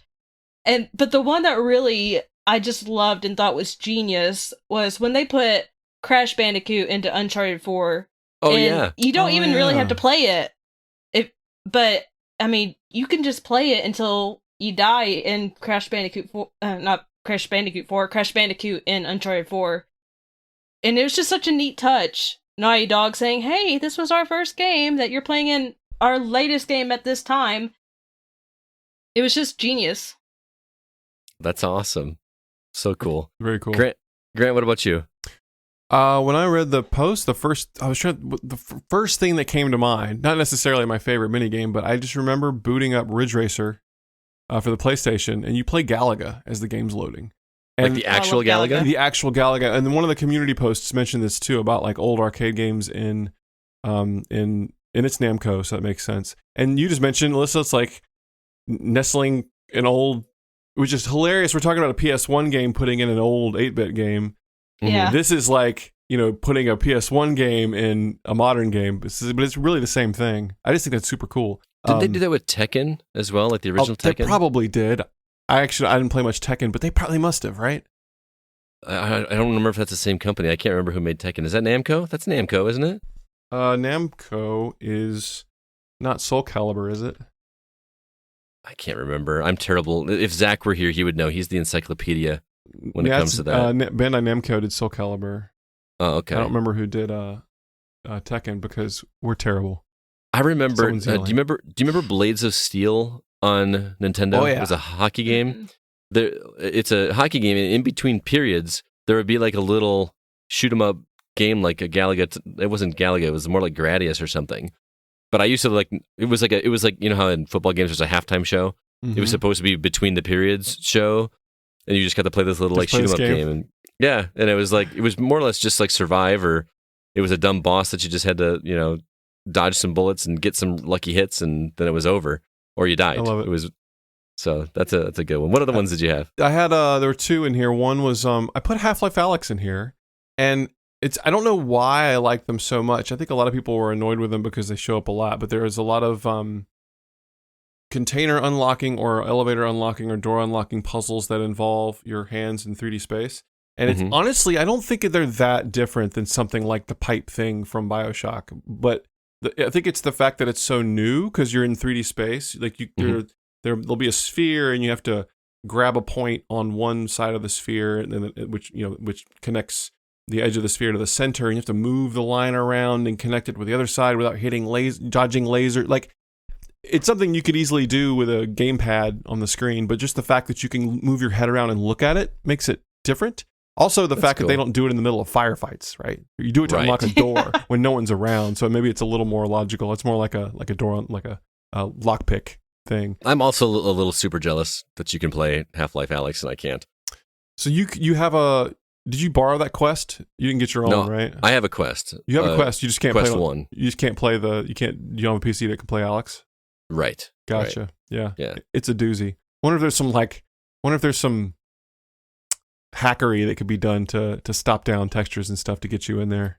No, I'm just gonna have to bite the bullet and buy a PC one of these days because I'm a Mac man and I just. Oh well, that's probably If you don't have any PC, then that's not gonna. Not gonna fly. I'm an Apple guy and I get a lot of crap for it, but it is what it is. They're great machines, but you ain't gonna get no Alyx on it. I'll tell you that. Nope, for sure. The last one I put in, I want to know why I like these so much, but you remember Spider-Man? Okay, so the original Spider-Man, the new one, the PS4 Spider-Man. Yeah.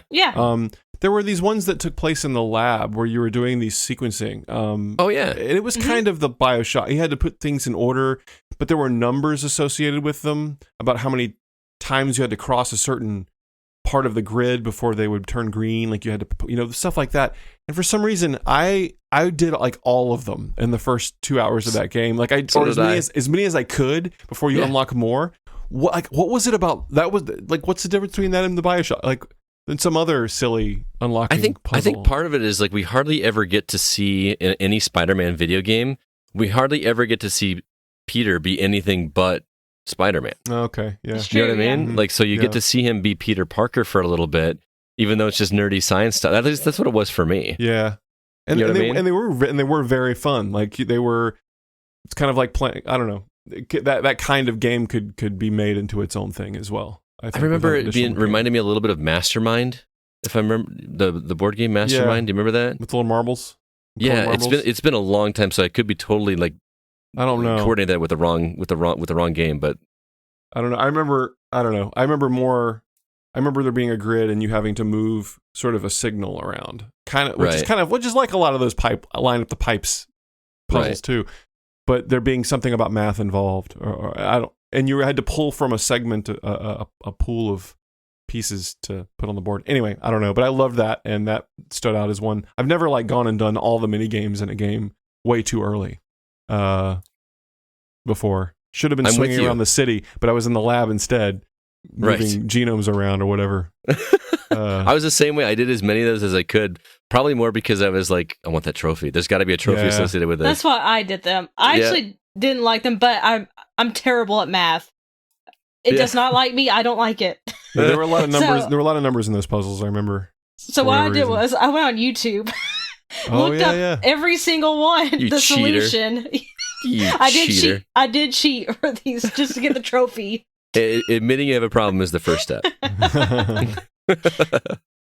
Well, let's see. For me, do you remember Wolfenstein, The New Order, and The Old Blood, where they dropped in like the original? There was like original levels from the original Wolfenstein.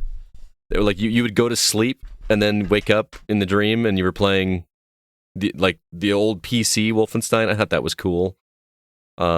That was always fun. And for some reason, I can't resist when I'm in an open world game and there's the ability to play Texas Hold'em poker. I have to do it for at least an hour. I love poker. Oh, I love poker too.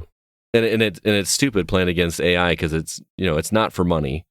And you could just kind of muscle your way through and go all in at stupid times and get lucky, and if you fail then you just do it again. It's like playing with your phone, though. It's like it's the same thing, but it's still kind of it's still fun to. Well, I used to be way into Texas Hold'em, man. We had like our basement decorated, like the walls were painted poker table green, and like we had tournaments at our house all the time. And anytime you could play poker, it was like just sharpening those skills a little bit and getting those those calculations and percentages and stuff. Like, and I don't know, whenever there's poker, I just got to play a few hands just to like kind of relive those days of playing poker. But the BioShock one, I put it in the site because I did like that. I did like it. It just got old after a while. I was like, can I just press it? Because you could like spend money or some kind of currency to just hack it. I remember that. Didn't you have That's what I did.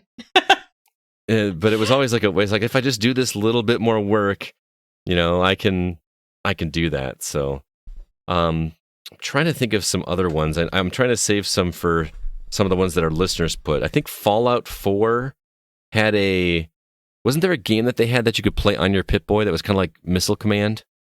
It was like its own version of Missile Command that was on there, but it was all in like that just black and green, because your Pip-Boy didn't have any colors or anything on it. So I always thought that was pretty cool. Those are the big ones. I mean, like I said, I find myself more distracted by mini games because, like I said, they feel like carnival games, and I'm such a story guy. I want to get through the story, or I'm either a story guy or I'm a checklist guy. And when a checklist involves jumping jet skis through hoops, I just lose interest. I don't want to do that. What do you guys think of? Oh, sorry. No, I said or fishing games. I hate fishing mini games. Oh, I've never been a big fishing. Too. Yeah, I've never been a big fishing person either. No, I did it for Final Fantasy 15 just because I wanted that $1,000 or $1,000 achievement score, and I seriously played fishing for, I don't know, 5 or 6 hours, and I was just ready to blow my brains out. Wow, I was like, intense. I hated fishing in that game. Oh my god. Yeah, it's awful. Anyway, what were you going to say, Grant? I'm trying to remember there were two other things that popped in my head when I saw the post, but I guess they're mini games. But Mario 3, the sliding puzzles where there's just 3 segments of, there's like a flower matching up the mushrooms, and a mushroom, and it's just 3 going like this. Yeah. I always was fond of that one because I was really good at it. I don't know. Yeah. I don't know. Nothing special about it, but it was a long time ago. And also, I don't know if you call it a mini game, but whenever you hit a P block and the entire room fills with coins and collecting as many as you can under a time limit, that's good stuff, man. That's the good life. It feels good, just like that. It constant... just feels good. Yeah. No fail state. It's just how good can you do. That's what it. Yeah. Anyway. That's awesome. I'm trying to think of anything else that, like, outside of WarioWare. Obviously, WarioWare is sort of like creating an entire game out of the minigame concept is interesting. I just wanted to ask to see if you guys actually liked those at all. I only played WarioWare a little bit because I had a buddy that I worked with at Blockbuster that had it, and he brought it over. And I was so into Mario Party at the time, the quick nature of that just bothered me because I like you didn't have a chance to learn how to do the minigame. It was all about reacting to what the minigame was. You know what I mean? Mm-hmm. Like you just, it was all like figuring out what the minigame was. That's more true. I don't know. That's true. So it turned me off at the time, but I never tried to get into it, so that's my own fault. That's true though. Back to what you said about Mario, with the try like matching up the stars and stuff. I always loved the memory game.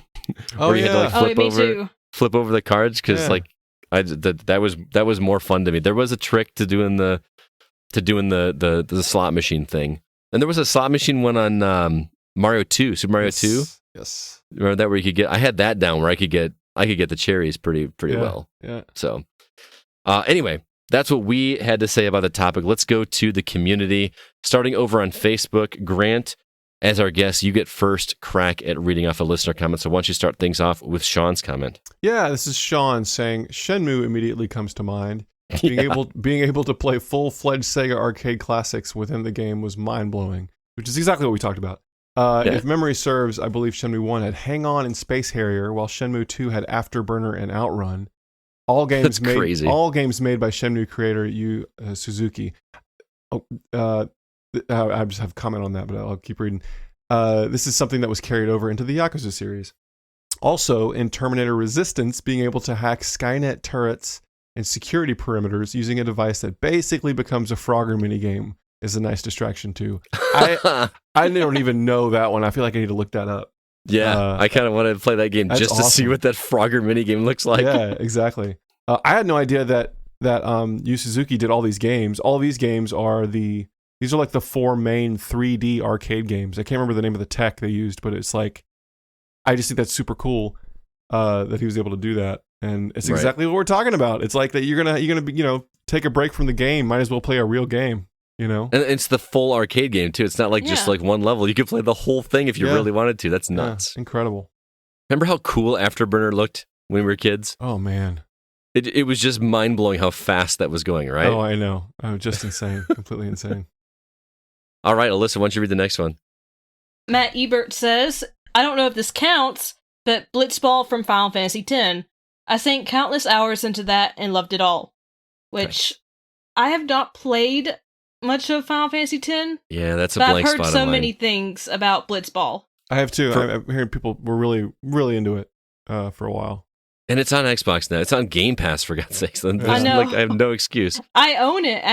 I played the beginning, and then I got sidetracked at that time by another game and just never went back. The side game or mini game that I played in Final Fantasy games was in Final Fantasy VIII. Remember the card game, like Triple Triads or whatever? I played that a lot back in the day. But I also have a weird obsession with Final Fantasy VIII, even though I haven't finished it, which is weird, but... moving on, Amber Olmsted Lilly says, I absolutely loved this particular minigame. It was so simple but so fun. I also slept a ton of time in Chocobo Hot and Cold from Final Fantasy IX. I don't remember what that is. If Zach were here, he'd be slapping my hand. But yeah, Chocobo Hot and Cold? That was something I hadn't finished Final Fantasy IX, so unfortunately Zach's not here. Moving on to Discord. Grant, you are up. The FF8 card game was awesome. Is that the one you just mentioned? There you go. It is the one I was just mentioning, yeah. And Gwent was stupid fun in Witcher. Hell, I love the tower defense in FF7 after leaving Midgar. Blitzball 2, man, FF killed it, if those count. Absolutely, they count. Yeah, how could they not? I mean, and some good enough to turn into their own games. That's what they did with Gwent, so... Yeah. I hate lockpicking in games. That stuff can go unless it's only for a few areas. I like lockpicking in Skyrim. Oh, I did too. I liked it in Skyrim and in Fallout. Yeah, they're both basically the same mechanic, right? You just gotta find the right spot. And it's all about like feeling where it rumbles and where it doesn't rumble. Yes, the rumble and the tactile kind of sound effects around the lock. Like all that stuff is very mechanical. So exactly. I was like, every time I'm like, I'm a master thief. I know. It's when all about clicks open. It has to feel right, though. We need to get Brandon the right lockpicking games. No, I don't know. He probably wasn't putting any points into lockpicking. That was the reason he doesn't like it. Yeah. No, right? Yeah. All right, Alyssa. Mark Zamansky, I got your name again. I think I said it right this time. I didn't do it on purpose. I really didn't do it on purpose, Alyssa, I promise. Says, I have to go with every mini game from Mario Party 5. There you go. My son was still pretty little and had a hard time with the rapid button mini games. He would hand the controller over to his dad, me, who had handily beat the computer-controlled opponents. It is one of my strongest memories of my son's intro to video games and the bond that we have as a result. It will always hold a special place in my heart. Aw. That's so cute! That's awesome. That is a cute story. Very cool. Thanks so much for that, Mark. Kevin Honigford, we're wrapping up here. I love minigames as long as they're kept simple. They're usually an enjoyable break from the dramatics and complications involved with whatever the game they're in. The Final Fantasy ones like the card game at 8 and Chocobo Racing in 7 are perfect examples. Blitzball, on the other hand, was way too convoluted for what it was, and the only reason I forced myself through it was to get Waka's abilities. Boy, we have two differing opinions on Blitzball for sure. Absolutely. And lockpicking, so, different strokes. Kevin goes on to say, my favorite minigame of all time, though, is the Chaos Emerald Zones in Sonic 2. My best friend and I would spend hours upon hours just memorizing those so we could have Supersonic by the third zone. That's a good one. I've played Sonic 2 enough to remember those. It was like we were on a giant sphere, right? And you kind of just like turn directions and then... Was that the one that was like it was in sort of a trench going into the screen? Or was there... Again, I'm going to get an angry email or text from Kevin. I thought that was which one. Maybe... and what was the one on a sphere? I have to go... I thought it was Sonic 2. Maybe it was. Wow, I played Sonic 2. I'm not the expert when it comes to Sonic. Trust me. Kevin will tell you for sure. We'll have to look this up. Kevin's going to kind of take us out. He's got a big vein on his forehead right now, just pulsing, going, these jerks and their lack of Sonic knowledge. So I remember like the first one, you had to rotate the entire world, and Sonic was just a little ball, and he had to collect things, and then he'd go to the exit. I thought that was the first one? It was the first one. And the second one, I thought it was a giant sort of... like half pipe?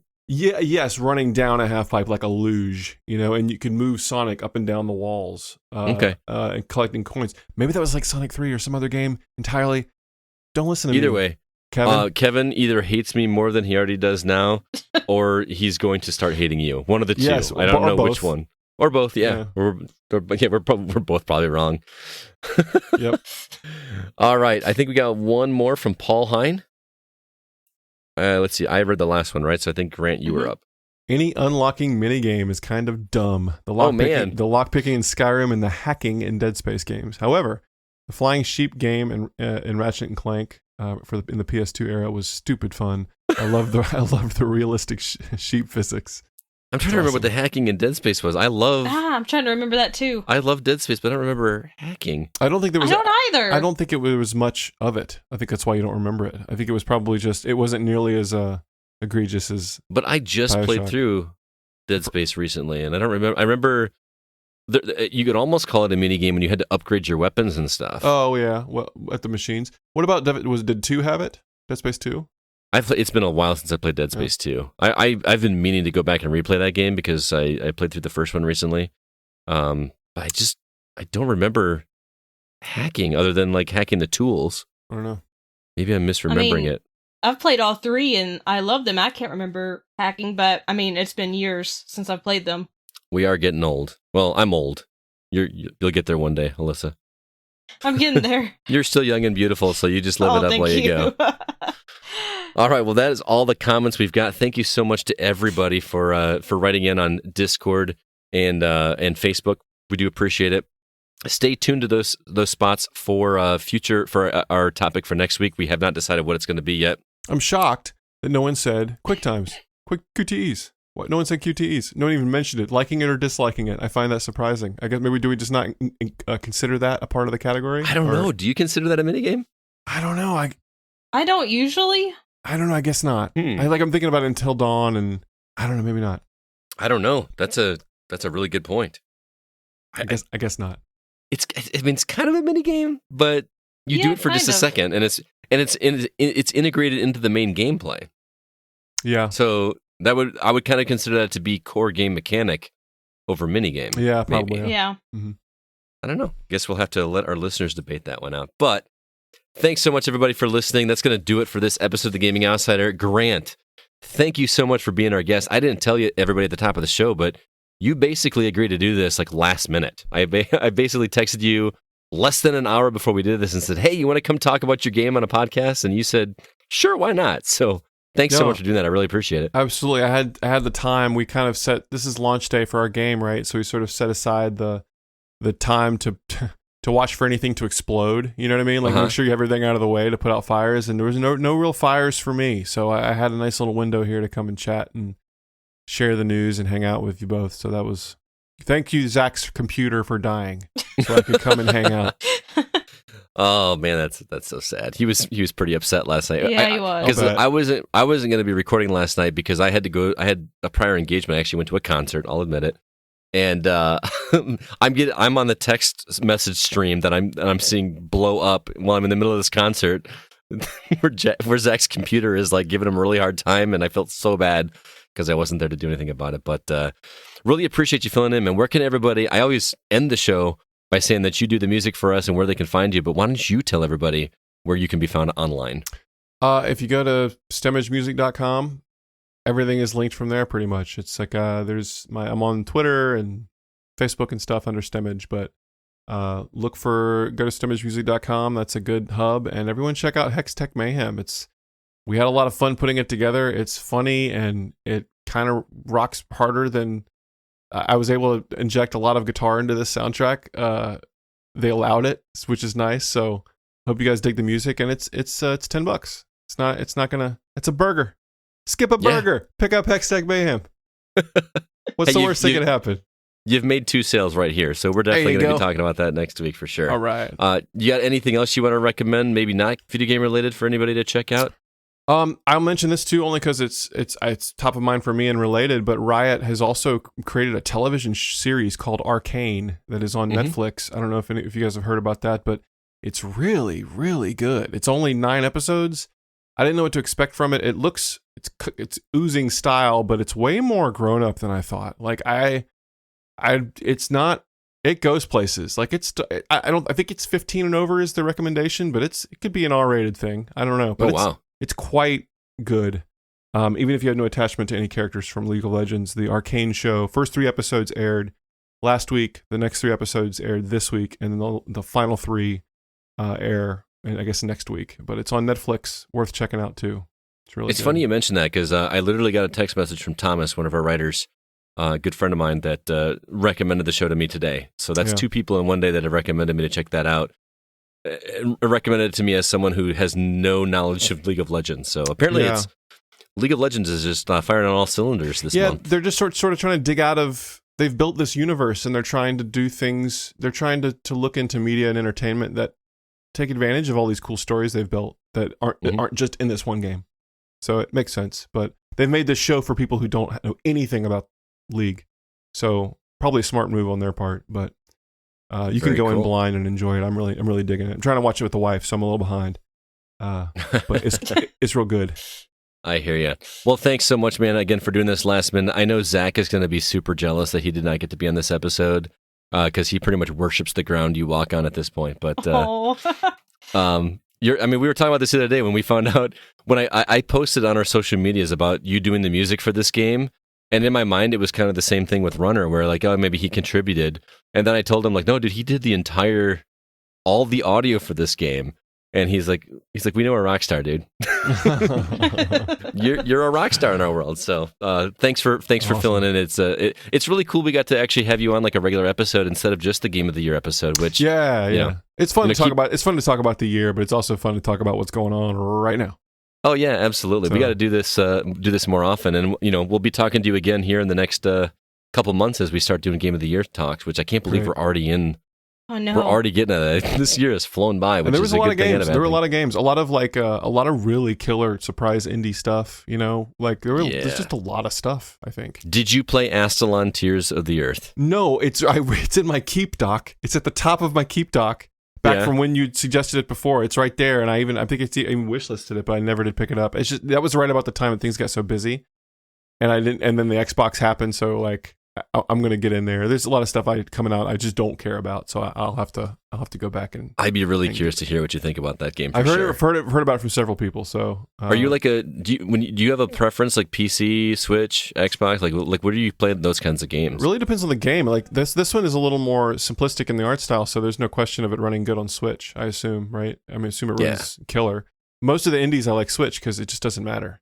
It may not be 4K, but like it's smooth as butter. But if it's a 3D game, I tend to go PC or now Xbox. But I don't know. It just depends on what's. Well, I can tell you, I played it on both. I got a review copy on Switch, and I liked it so much, I wanted to support the developer, and I bought it on Xbox. Oh, that's cool. And played through it again on Xbox, just because I wanted to support them and I wanted achievements. So I adore that game. They just do some really interesting things with the Metroidvania. I'm sorry, Zach. Gear-gated 2D adventure formula. But anyway, Grant, it's always awesome to talk to you. And Alyssa, you got any parting words before we get out of here? I have been addicted to this anime, which shouldn't be surprising to the audience by now, but it's Tokyo Revengers, which is a pretty popular anime this season. But it's so good. It took me a couple episodes to get into it, but it's about this. He's, I think, 27 years old at the start of the show. He falls on train tracks, but instead of dying by being hit by the train, he travels back to when he was in middle school. And prior to falling on the tracks, he had learned that his ex-girlfriend and her brother had died in this horrible tragedy. But he goes back to his middle school years, and she's still alive, the brother's still alive, and he comes in contact with the Tokyo Manji gang, and they're tied into the deaths in some way. And it's just really well written, and it is violent and bloody, not for kids or anything like that. And it's made me, like, drop my jaw several times, and that's not something that happens often when I'm watching anime. I'm going to finish it tonight, and it's just blowing me away. I love this show, and I highly recommend it if you're an older individual and looking for a new anime to watch. Is it just a season, or is it how long is it? So far it's only a season. It's a 24 episode season. I've heard people say already that they think there'll probably be a season 2 at least. I don't know. I haven't finished it yet. But so far, I really like it. I don't see how they could tie it up with just one season. So maybe there'll be a second season or a movie or something.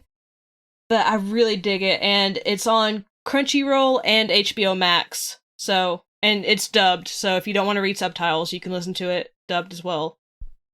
It's really good. Cool. Awesome. Well, thank you so much for the recommendation. I got one as well. My favorite band in the world, Coheed and Cambria, released the second single for their upcoming album this week. The song is called Rise Nyanasha, Cut the Cord. It is a song that I don't like as much as Shoulders, their first release for this album, but it is a song that I have listened to way more times now than I've listened to Shoulders, which is weird to say considering I like the other song better. But this is a song that grows on you the more and more you listen to it. I am so excited for this new album. You have no idea. I just absolutely can't. So if you like Coheed, and if you like Coheed, you probably know this exists. But go check out this single because I really am digging it. It is, man, I just love that band so much. So, well, thank you so much, everybody out there, for listening. Want to remind you that The Gaming Outsider is produced by Mr. Nate Lucas, and all the music you hear is written and performed by Mr. Grant Henry of Stemage. And as he mentioned, you can check out his music at stemagemusic.com. STEMAGE music.com. Please be sure to email us if you have any questions or concerns. Our address is feedback@thegamingoutsider.com. Until next week, I'm Scott Clark with Grant Henry and Alyssa White, and we are The Gaming Outsider. And remember, there's no such thing as a bad game, just games that aren't for you.